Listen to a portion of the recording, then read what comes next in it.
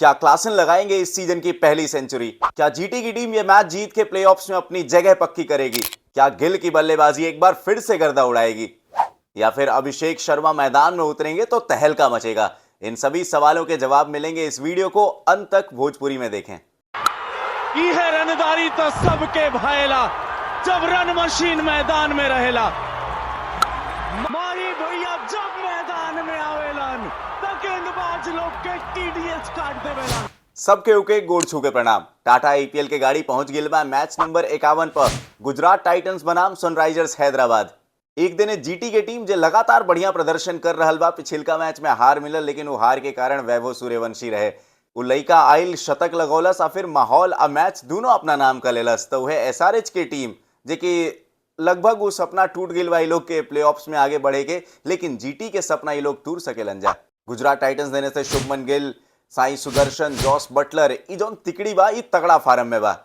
तो वह एसआरएच देने से ट्रेविस हेड के लगातार खराब प्रदर्शन, अभिषेक शर्मा के फिर से वापसी करेगे पड़ी। ईशान किशन पिछिलका मैच में बढ़िया खेल ले, लेकिन तब उनकरा से एगो बड़ पारी के उम्मीद बा।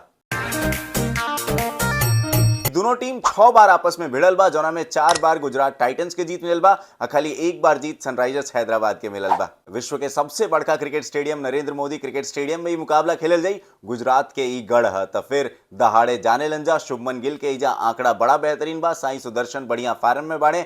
अब बैटिंग ट्रैक लौकी मने रन से सनाइल विकेट लौकी, जहां पे दोनों टीम तहलका मचा सकेला। मरखार टीम के प्रदर्शन ए सीजन बढ़िया ना देहे के मिलल एसआरएच के, लेकिन आज फिर से मौका बा। जीटी देने से साई सुदर्शन तगड़ा फार्म में बाड़े, शुभमन गिल तगड़ा फार्म में बाड़े, जॉस बटलर तगड़ा फार्म में बाड़े। तो मने तिकड़ी के एसआरएच के गेंदबाज लोग के रोके के पड़ी। वह एसआरएच देने से हेड एक बार फिर से खतरा हो सकेलन। ईशान किशन फार्म में आई अगिल बाड़े। तो वह एसआरएच देने से सबसे बड़का खतरा जे बाड़े वो क्लासन बाड़े। हेड के बढ़िया शुरुआत देवे के पड़ी, ईशान किशन के एगो बढ़िया पारी खेले के पड़ी। अभिषेक शर्मा एगो शतक आइल बा, लेकिन अभियो एगो बहुत बड़का पारी के इंतजार बा। 8 मैच में 13 को विकेट ले बाड़े हर्षल पटेल, तो फिर इंकरा से बाचे के पड़ी। पर्पल कैप के रेस में प्रसिद्ध कृष्णा 9 मैच में 17 को विकेट ही बता रहल बा कि प्रसिद्ध कृष्णा कतना खतरनाक गेंदबाज बाड़े इस सीजन। एसआरएच की टीम मालदीव्स घूम के आ रहल बा। आप देखो मोहम्मद शमी के गेंदबाजी जब हुई तब फिर शुभमन गिल खतरा में रही हैं, कहें कि आमना सामना में मोहम्मद शमी शुभमन गिल के 2 बार आउट के लिए बने। बटलर के खिलाफ भी शमी के आंकड़ा बढ़िया रहल बा, 2 बार बटलर के भी वापस भेजले बने।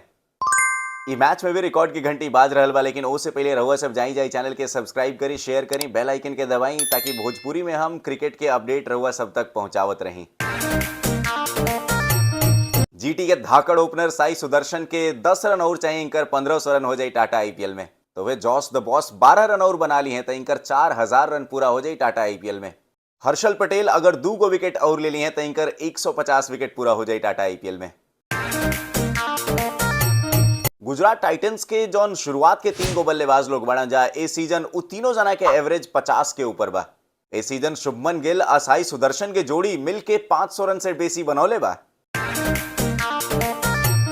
अभी मैच में जैसन गुजरात टाइटंस खेल रहल बिया, तो हमार तो फेवरेट टीम गुजरात टाइटंस ही रही, कहें कि वो चुनौती दे सकेला। वो लोग के अपना मैदान में आंकड़ा भी ठीक बा, शुभमन गिल भी तगड़ा फार्म में बढ़े और टॉप 3 एक बार फिर से बवाल कर सकेला। तो हम गुजरात टाइटंस के साथ रहब।